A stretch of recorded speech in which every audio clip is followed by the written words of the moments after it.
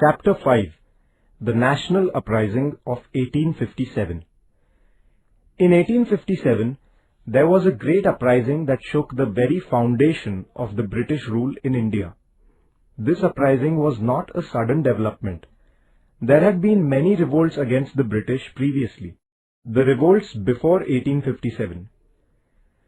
Wherever the British had established their power in India, people had to suffer the ill effects of British governance. Therefore, they rose against the British.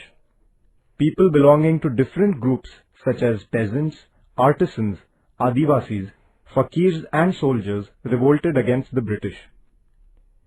Peasants were exploited during the East India Company's rule. Therefore, there was a deep discontent amongst them. In the period from 1763 to 1857, the peasants in Bengal rose in rebellion under the leadership of the sannyasis first and later that of the fakirs. Similar revolts took place in Gujarat, Rajasthan and South India as well. The Adivasis and the forest-dwelling tribes in India also challenged British power. The British laws had deprived them of their right to earn a livelihood from the forest wealth. The Kolams of the Chota Nagpur region, the Gonds of Odisha, the Kolis, Bhils and the Ramoshis of Maharashtra revolted against the British.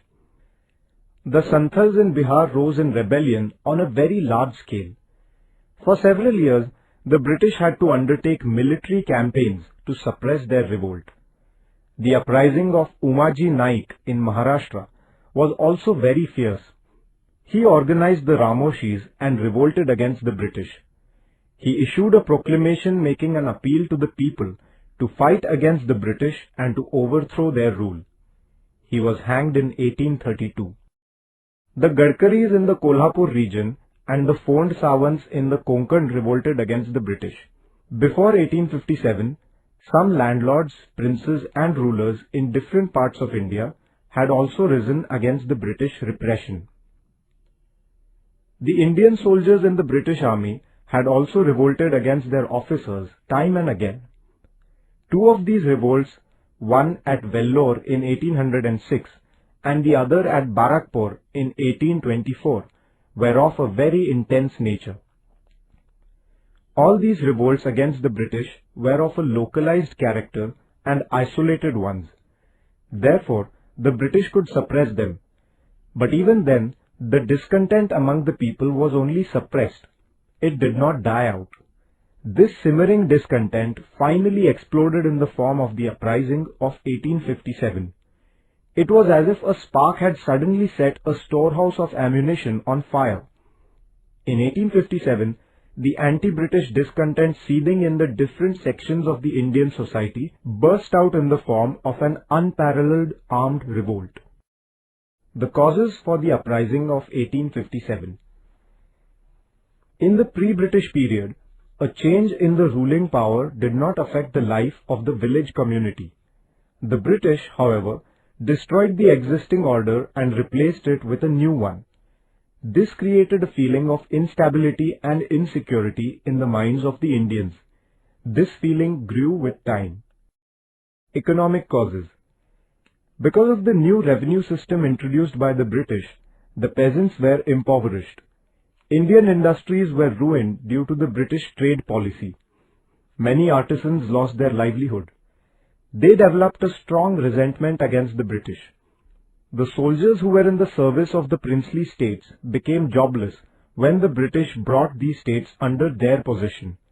These soldiers, too, became strong opponents of the British. Social causes. The British rulers interfered in many traditions and customs in the Indian society. They made acts like the Sati Prevention Act and the act allowing widow marriages. People thought that the alien government was trying to destroy their way of life by passing such acts. They resented it. Political causes. From 1757 onwards, the British had destroyed many Indian kingdoms. Between 1848 and 1856, Lord Dalhousie abolished many more states. He dethroned the Nawab of Awadh under the pretext of mismanagement and took possession of his princely state.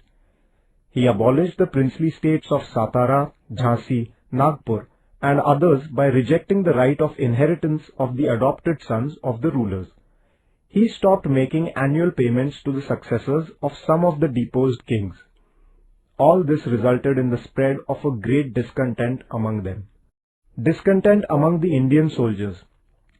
The British officers treated their Indian soldiers with contempt. No post higher than that of a subedar was ever given to them. Indian soldiers were paid less salary than their white counterparts. The allowances initially paid to them were also reduced gradually. On account of many such reasons, the feeling of discontent among the Indian soldiers grew stronger. The immediate cause. In 1856, the British gave the Indian soldiers long-range Enfield rifles and a new type of greased cartridges to be used in them. The soldiers had to bite open these cartridges. The news that the greased covering of the cartridges contained the fat of cows or of pigs hurt the religious sentiments of the Hindus as well as the Muslims, and the soldiers were enraged. The flare-up. The first salvo of the uprising was fired on 29 March 1857 in the Barakpur cantonment. The British officer who was forcing the use of these cartridges was shot by Mangal Pandey. Mangal Pandey was arrested and hanged. This news spread to other military cantonments in the country like wildfire. The entire battalion of Indian soldiers in Meerut cantonment rose in revolt. The soldiers began their march towards Delhi. On the way, they were joined by thousands of common people. As they reached Delhi, the Indian soldiers from the British cantonment there joined them. Bahadur Shah Jafar, the Mughal emperor, was given the leadership of this uprising. He was proclaimed the Emperor of India. The scope of the revolt. The revolt spread to the whole of North India in no time. Indian soldiers in the British cantonments, right from Bihar up to Rajasthan, raised the standard of revolt. Many people joined them. Within a period of 3 to 4 months after the revolt began in May, it spread to East Punjab, the areas around Delhi, Rohilkhand, Bundelkhand, Allahabad, Awadh and West Bihar. The uprising also spread to South India. There were revolts at places like Nagpur, Satara, Kolhapur and Nargund. Women also took part in the 1857 uprising.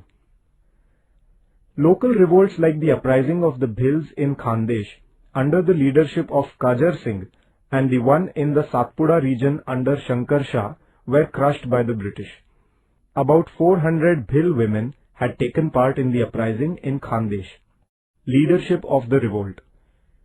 Though the Mughal emperor was given the leadership of the revolt, the uprising was actually led by Nana Sahib Peshwa, Tatya Tope, Rani Lakshmibai, Begum Hazrat Mahal, Maulavi Ahmadullah, Kunwar Singh and the Mughal commander Bakht Khan.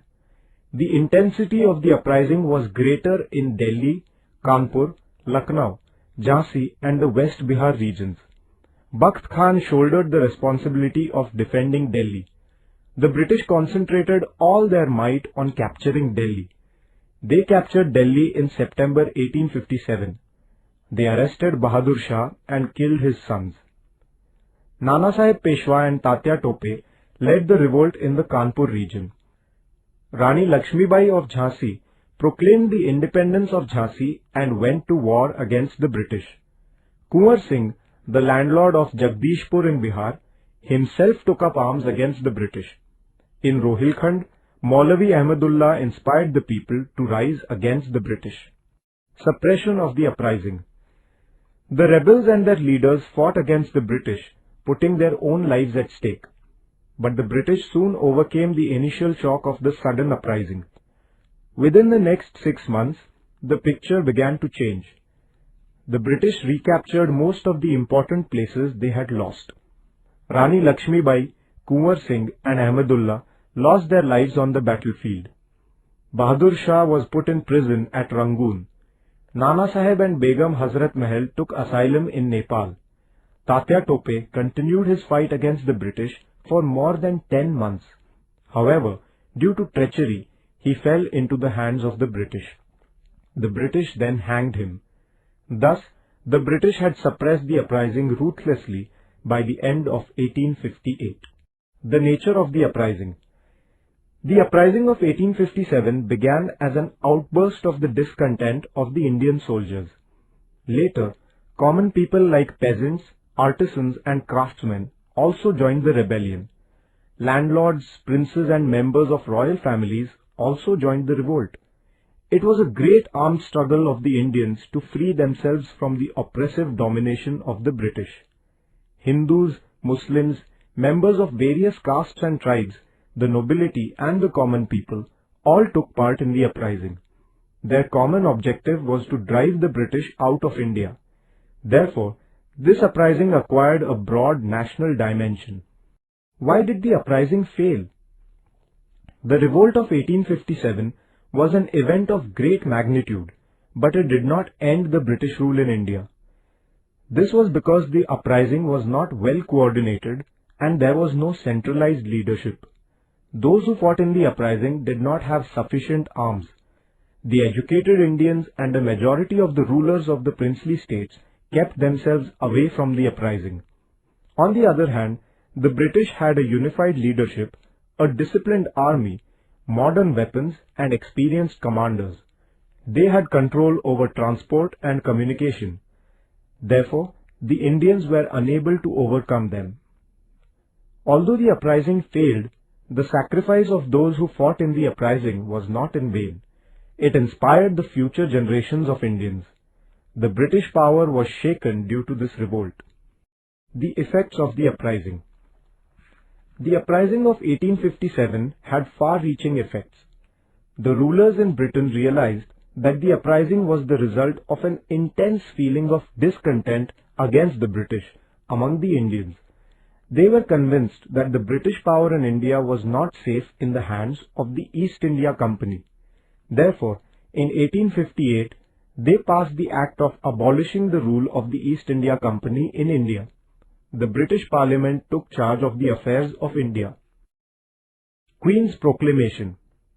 In November 1858, Queen Victoria of England issued a proclamation addressing the Indian people. She declared that the Indian people were her subjects and that no discrimination would be made amongst her subjects on account of race, religion, caste or place of birth, and further that the government jobs would be given strictly according to merit. She also promised that the government would not interfere in the religious matters of the Indians. The proclamation also promised that all treaties made with the Indian princes would be honored and no state would be annexed in future. The reorganization of the British Army. The British Army in India was reorganized. The number of European soldiers and officers in the army was increased. Indian battalions were rearranged on the basis of caste. The control of the artillery was placed entirely in the hands of the British officers. The objective behind all this was to prevent Indian soldiers from coming together and rising in rebellion once again. Change of policy.